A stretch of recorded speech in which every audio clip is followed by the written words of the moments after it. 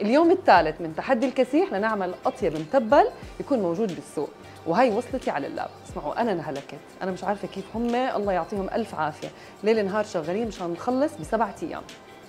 هلا خلينا نروح نشوف شو عم بيعملوا باللاب.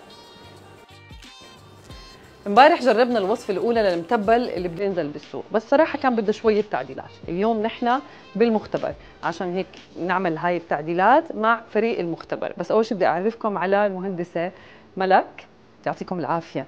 هاي كيفكم؟ شغالين 24 ساعة مشان نخلص هذا التحدي بالوقت اللي لازم يخلص فيه. هلا هم رح يشتغلوا على هاي التعديلات وإحنا رح نروح ونرجع لهم.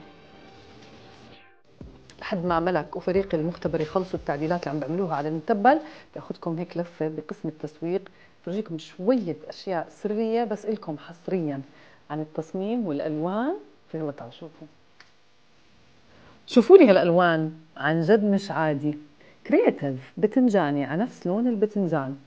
بس غريب انه لاحظتوا انه الصحن ما فيه متبل، صحن النهائي.